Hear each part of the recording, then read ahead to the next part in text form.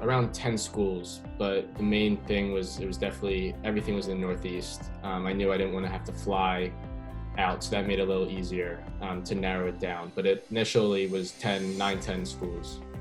My initial college list was probably around 10 schools. I think there was a few, there were maybe like three or four D1 schools, and then the rest were D3 because I had a pretty solid sense that I was probably going to want to play D3. To make a list, we were kind of make it into two different criteria of a non-soccer school and then my soccer school. So I would say in total it was probably around 10 with like 4 non-soccer schools and the rest soccer schools.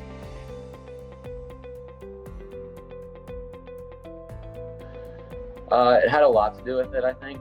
I wasn't going to want to go to school and not play, and then that would just take a lot out of it for me.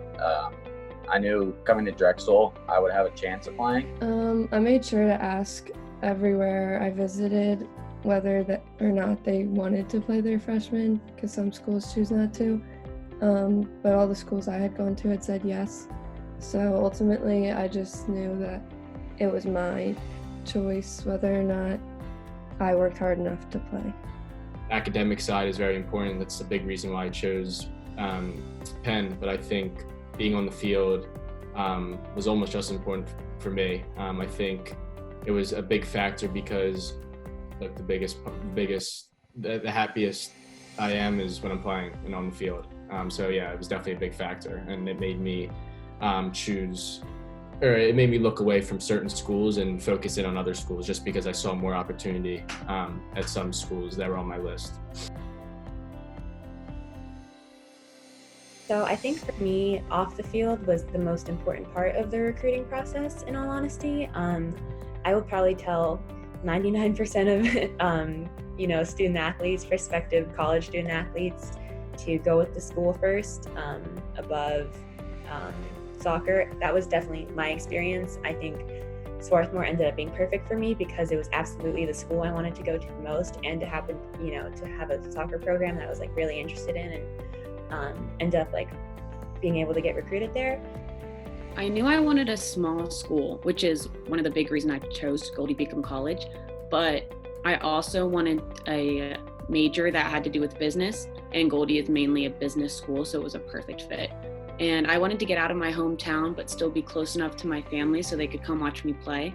So I live about 3.5 hours away, which was a little bit farther than what I wanted at first, but ended up being the perfect distance. I wanted to stay close to home, and I wanted to go somewhere that I knew I could come out of with experience and had been challenged academically. Originally, I wasn't sure what major I wanted to pursue, but my strengths and interests were in math and science, so I made sure to go look at schools that were, better in the STEM fields.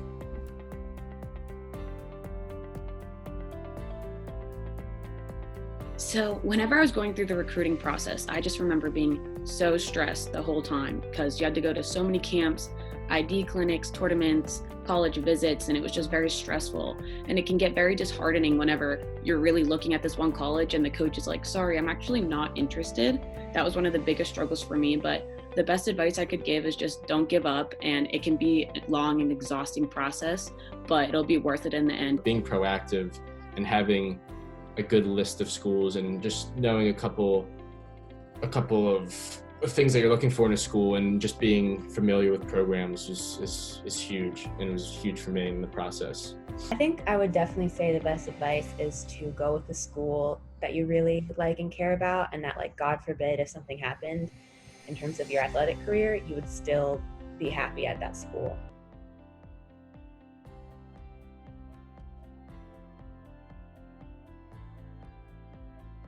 I think email was definitely easiest. I think once a school was interested, it was more phone calls and getting to know the coaches getting to know you. But I think emails in the start were very efficient, just because you could send your schedule out, send what times you're playing, where you're playing, and it was, for the most part, I think you would mostly get answers from the coaches. I communicated primarily on email. I made sure to leave my phone number in every email because some coaches do prefer to call, but Yeah, before every tournament or game, I would always email all the coaches. The most effective communication for me was probably email or texting. I just felt most comfortable with those. I think email was the most effective. I personally am a terrible emailer. I really struggled with it. It was honestly part of the hardest things because I would get really meticulous and just think like, God, if I don't have a comma here, he's going to think I'm an idiot and won't recruit me. Things like that, I think, were definitely very stressful for me. But I think it also was really helpful because, it was an easy way of corresponding that wasn't like texting or phone calls where you have to make a plan to do those sorts of things, or they feel a little less formal, whereas like email I think was helpful because I could send like my tournament schedule, be like, hey, I'm going to be here, here's all the information you need to know. And I heard from a lot of coaches also that email was the best route to go because they're like, I have however many 1,000 kids emailing me every day, like if I just getting in a call, like I'm not going to remember what you're talking about or who you are, so like put it in writing, give me something I can refer back to was definitely a major thing I heard. I would say email. I sent a lot of emails out to coaches before big tournaments, like look up the list of coaching staffs that would be there. I would say, hey, got a game at X time. Try to come out if you could. Things like that. I think email is the best.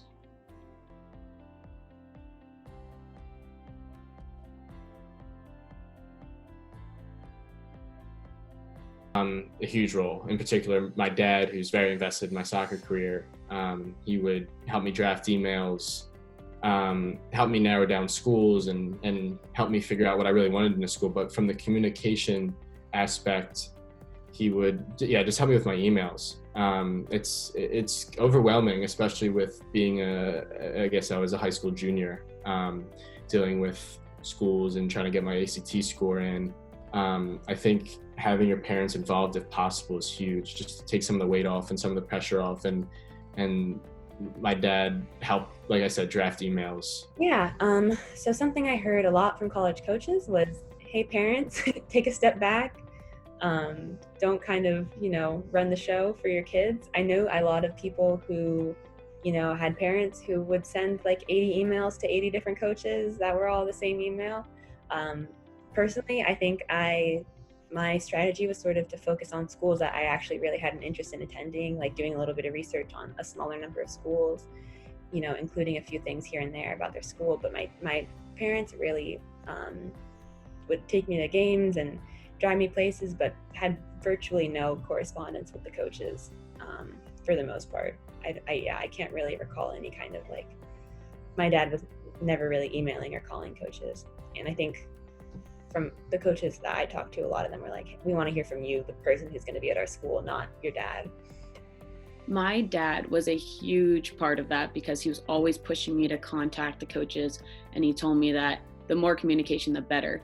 He would actually make these packets for my club team and hand them out at tournaments. So it all said like your number, your position, what you're looking for. So he was definitely great at that with helping.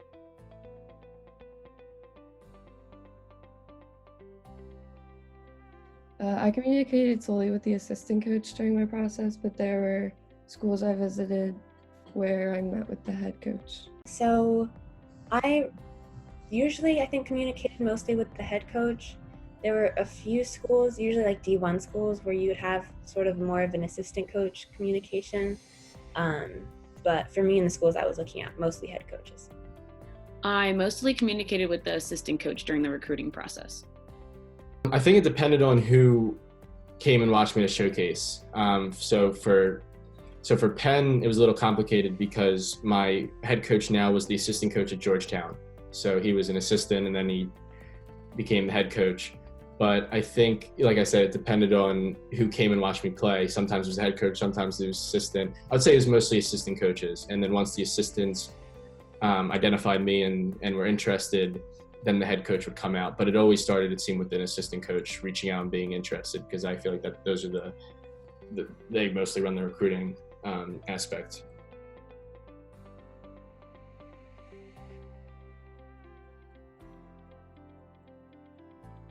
So my strategy with regard to camps and clinics and that sort of thing, my club hosted a spring ID clinic usually, and they would invite like a few college coaches from all around the country, and so there'd be like maybe 4 or 5 coaches, and they would travel to us through the club and then like have a clinic there. So I attended I think 2 or 3 of those, probably 2, my sophomore and junior year.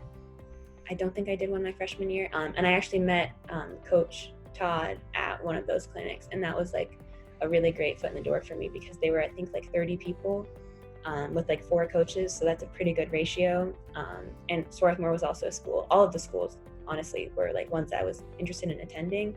So I really didn't go the route of kind of going to like really big clinics with a ton of schools and just kind of like seeing what happened from there. I definitely was like a little bit more like focused and narrow about like, okay, I'm only going to go to like, if there's a group clinic where with multiple coaches, I'm going to try and make sure I like at least have a few colleges that I'm really interested in.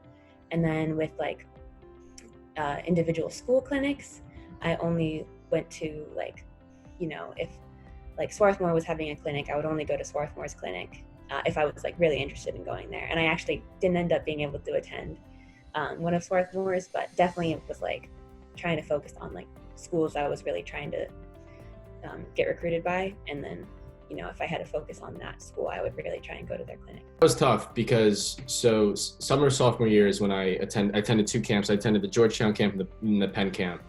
And I think I knew I wanted to play Division I soccer, but I guess I didn't really have a grasp or an idea of how good or how high level Division I I could play, or where school, what really, if I was like high Division I, middle, low, respectively.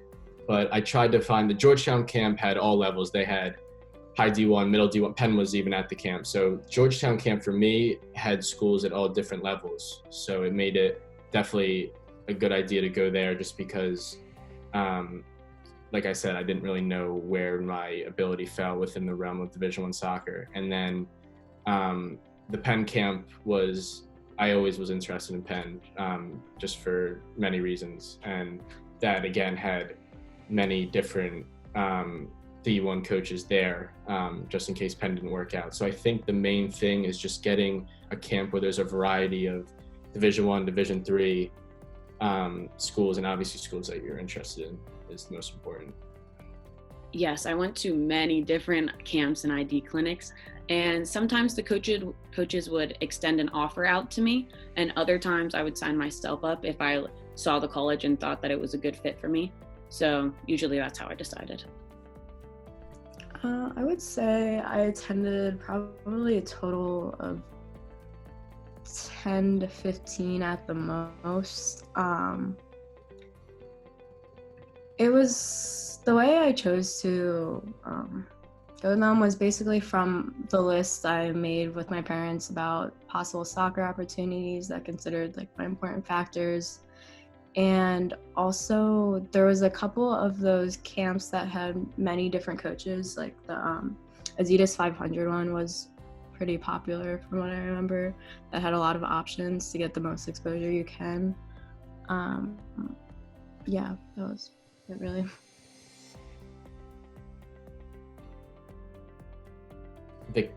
I would say the camps pretty much got me got me recruited. I think the Georgetown camp went really well. That was one of the best summers of soccer I played.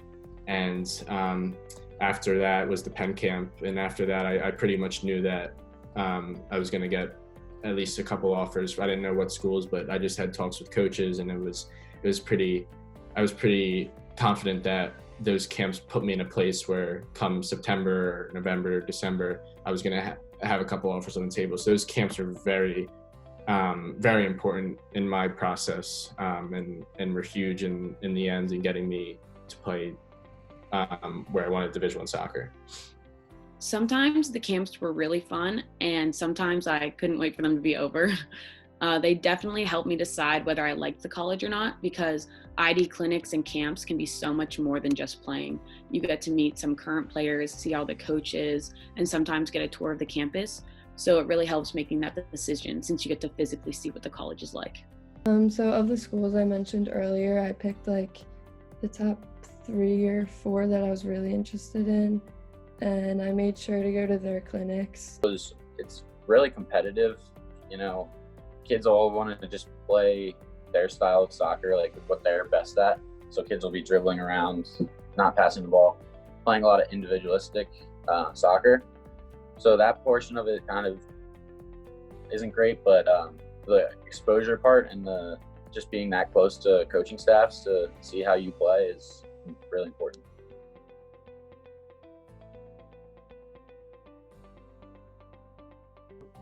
I did. I don't know how effective it was, but I definitely did use highlight film. I think now it's definitely more effective, but I definitely did utilize some film and send it out.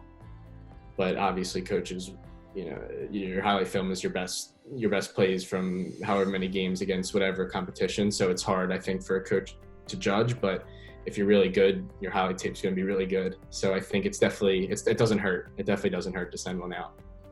I did not, but I know plenty of my friends that did. And yeah, it's not to get you recruited, it's just to get the coaches to come to see your games.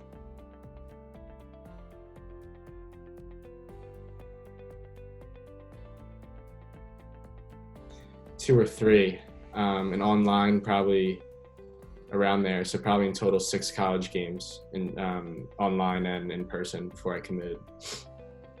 So I did not watch any games before I committed to Goldie, online or in person, but I did look at the schedule a lot before that and saw what games they lost and their record, basically.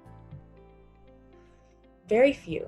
I think I watched very few college games online or in person. I think I maybe watched like 1 or 2 in person and then saw some clips online and things like that.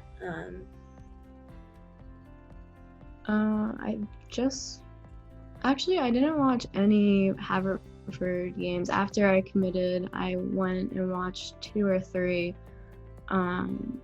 But for me, the coach at Haverford was pretty upfront about saying that she thought I would be a good fit. So I wasn't super concerned about not fitting the style of play based on how she described it. And for me, the academics was still more important than soccer. The soccer just was a bonus, so it wasn't like it was great to see them play, but it wasn't super important for me. Not too many. I came to a few Drexel games just to see them play. Those were probably the only ones I really ever saw prior to committing to Drexel. Yeah, it was just trying to just feel out like what it's like, what the differences are. It's a lot faster, bigger, usual.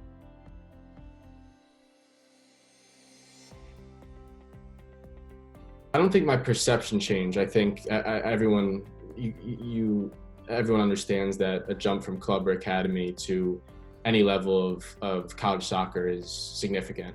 I think what I learned though is from watching games was I tried to find a team that I'd fit.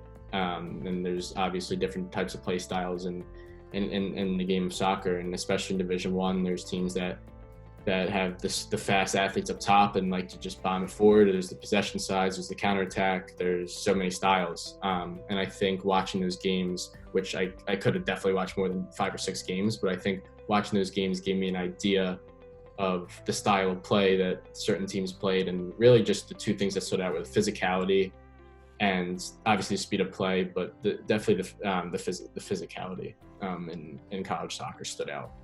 Originally, I thought I couldn't compete with them because the speed of play is a lot faster than anything I had ever played before, and it's obviously a lot more physical because everyone's bigger and stronger. But when you're practicing with those girls every day, you get adjusted very quickly. The recruiting process definitely helped me realize that the level of play from high school compared to college is very different. College is a much more higher play and more aggressive. I think I had a somewhat static understanding of the play in that I just thought, me as a sophomore in high school, I'm like, it's up there. and it's high, and I can't really even imagine it quite yet. I know it's going to be really physical. I know it's going to be a high level of play.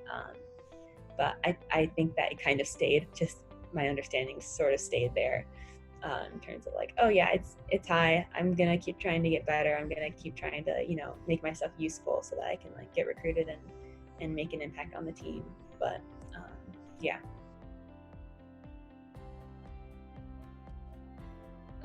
Being a college athlete is definitely challenging, but when you're surrounded by all of your teammates, it's very doable. As for resources, we have trainers and strength and conditioning coaches who are very supportive, and we even have a sports psychologist who we meet with every other week as a team. And then you can schedule individual meetings with any of those people whenever you want. We also have an academic center called Achieve, which we have like academic advisors who you can set up tutoring sessions with, and they'll email you if you had a bad grade on a test or if your GPA is getting low. And then there's some teams that have required study hall hours, and then other teams just have specific players who have those hours. So if you have below a 3.0, you'll be given study hall hours. So I played soccer basically my whole life, so I am very used to managing my time with school and soccer. I have a set schedule every day, so it's easier for me to stay on track with everything whenever I'm in my fall season. So I have noticed I do better in school when I'm in season. So I have that like set schedule to do homework and when I go to practice. But at Goldie Beacom, every freshman athlete has to do study tables, which means you are required to spend at least 4 hours a week in the library, which basically forces you to do the homework. So that was a great thing for me, at least my freshman year. To be honest, it was definitely an adjustment at the beginning of the semester. For me, it just worked out that my schedule was pretty bad, that I was really loaded up with stuff in the beginning of the week. So there was definitely a learning curve of figuring out what worked best for me to sort all of my work and labs and whatnot. But at my school, there's a very like extensive program for helping not just athletes but all students with managing their coursework.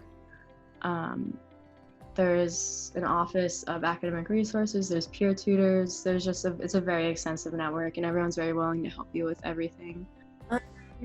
So I would say that time management is definitely something that is sort of a big deal. Being a student athlete, I think almost any student athlete anywhere would, say the same. For me, especially at Swarthmore, my schedule a lot of times is like class, eat, practice, library until it's time to sleep, and then you go sleep and do the same thing again the next day, for the most part. And I think that the team generally is just a really great resource for time management skills. Like, I don't know if that quite makes sense, but it's like you're all at practice together, and then you all go eat dinner together, and then you all go to the library together. And so it's very much sort of like, even though it's not officially regimented, just by the fact that you're all together and you all kind of have the same goals and you all are kind of like, okay, now it's time to go study, you end up being able to manage your time because you're kind of doing it as a collective. And then you also have like, I think a big resource is honestly like people on the team, like individually, who are older and who have taken classes before with like this professor, and who have, I know I literally like only got through computer science because there was a girl on the team who like was really good at it and who was like super nice and helped me out on the bus rides and things like that. And so I think that like both in terms of managing your time and in terms of like actual content and actual like classes and things like that, the team is a really great resource.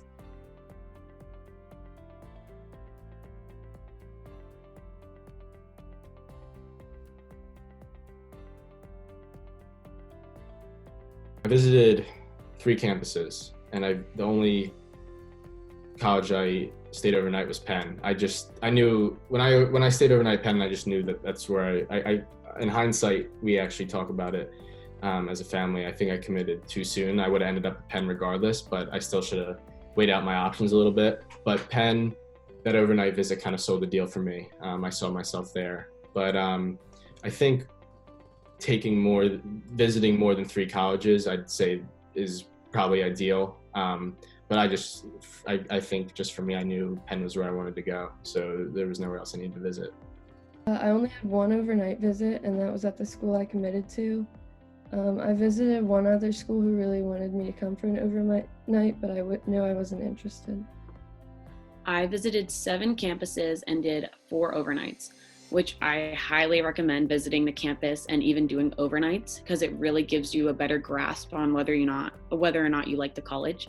I actually verbally committed to a college before committing to Goldie Beacom, and after I verbally committed to that college, I did an overnight visit and realized it was not the college for me.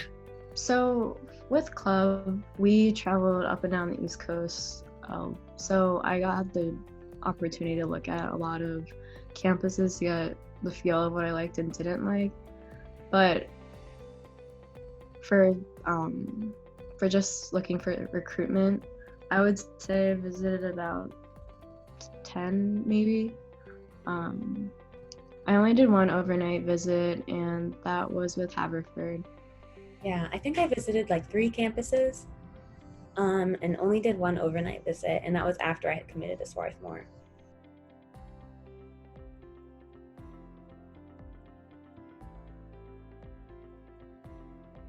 I committed, like I said, I committed early. I committed, I think November my junior year, which is really early. Look, at first it's all excitement, and once that wears off, it's kind of like now I'm getting ready and I have to, get ready and be prepared. Even though it's a long way down the line, for me, it was like I need to get prepared to be a Division I soccer player, and where do I fit? And those were kind of the talks I like to have with the coaches. I actually got recruited as a center attacking mid at first, and that quickly turned to you're going to play winger. So I think those talks were pretty frequent. I never really played winger, but now it's, I think in hindsight, it's definitely where I belong. But I think for me, the talks with the coaches were transitioned from, it's great to have you, to how can you help us in future years? I committed very late. It was September of my senior year. My interactions were very formal and a little awkward before I had committed, but afterwards I felt a weight lifted off my shoulders and it became very friendly and genuine. They would reach out and ask me how I was doing with the workout packets they had sent and how school was going. I committed late January of my senior year in high school, and the main difference was just getting more emails regarding the summer workout packet and preseason, and also getting to meet all my other teammates. I committed the summer before my senior year. It was early in the summer, I think June. And my communication with my coaching staff, at that point, they didn't really talk that much to me, like once I made my decision, because I was choosing between a couple of different schools. So before I committed, I was kind of talking to them more frequently, just saying where I was at with my process. And after that, they would send emails occasionally, just checking in. And then as it got closer to preseason, as it got closer to the upcoming year, they would send more information about what was to come.